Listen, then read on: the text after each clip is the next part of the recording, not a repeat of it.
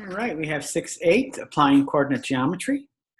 So let's start off with some vocabulary. The vertex of an angle is the endpoint of two rays. That is true. When you name angles using 3 points, the vertex gets named first. That's false. It gets named second. A polygon has the same number of sides and vertices. That's true. So circle the vertex of the largest angle and triangle ABC at the right. Circle angle A. Circle the figure that has the greatest number of vertices, and that would be a hexagon. So coordinates are the numbers or letters that specify the location of an object.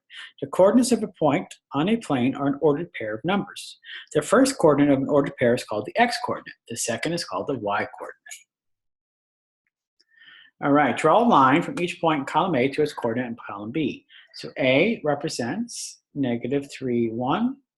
B is -1, -3. C is 1, 3. And D is 3, -1. Okay. Rectangle, RECT is a rectangle with height A and length 2B. The y-axis bisects EC and RT. What are the coordinates of the vertices of the rectangle? So, use the information problem to mark all segments that are congruent in OT. So what we know is this is congruent to this, which is congruent to this. So rectangle has a length of 2B. RT is 2B, which means RO equals OT, which both must equal B. The coordinates of O are 0, 0, so the coordinates of T are B0. And then the coordinates of R are -B0.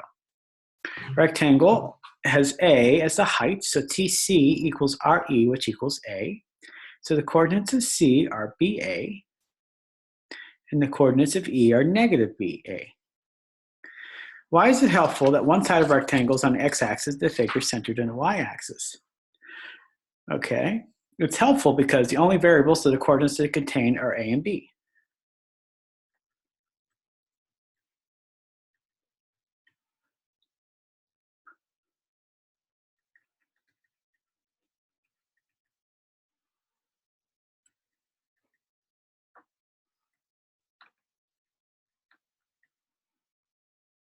Okay.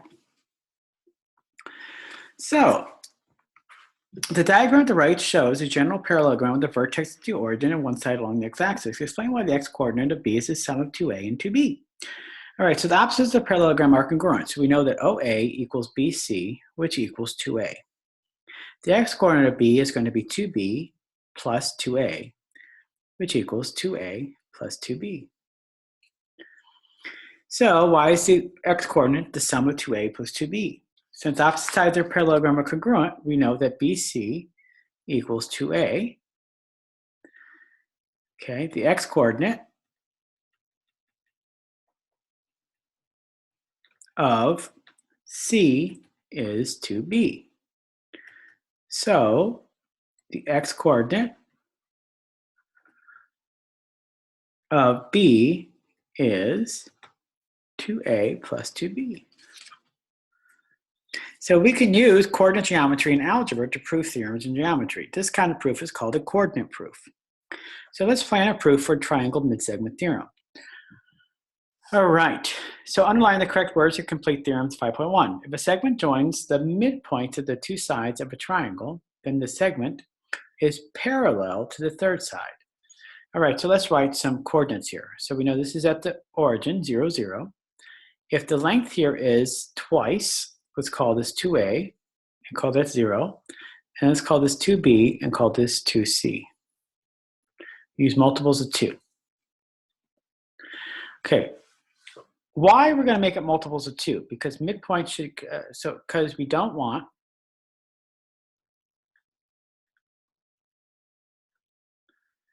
the midpoints to be fractions. So let's try this given. E is the midpoint of AB and F is the midpoint of BC. So we want to prove this is parallel and equal to half. Okay, so we're going to use the distance formula to prove half is long And then we're going to use the slope formula to prove it's parallel. If the slopes at EF and AC are equal and EF and AC are parallel, if we know the lengths of EF and AC, then we can compare them. Okay. So we're going to first draw and label the figure.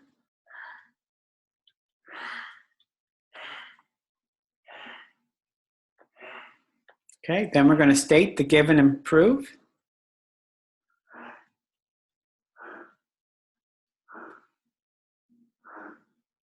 And determine what formulas we need.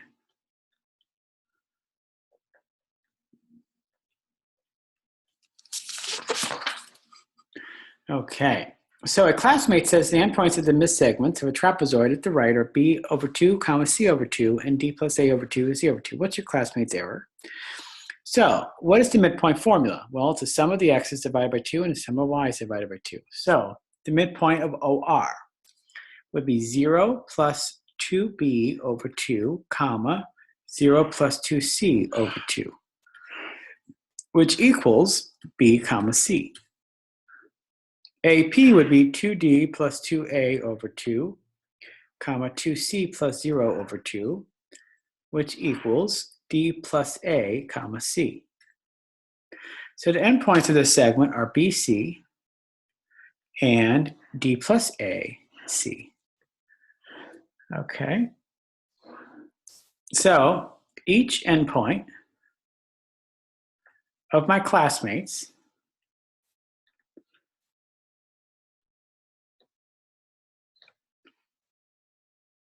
is half of mine.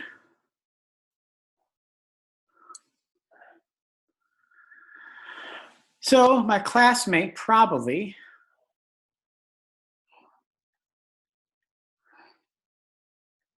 divided the sum by 4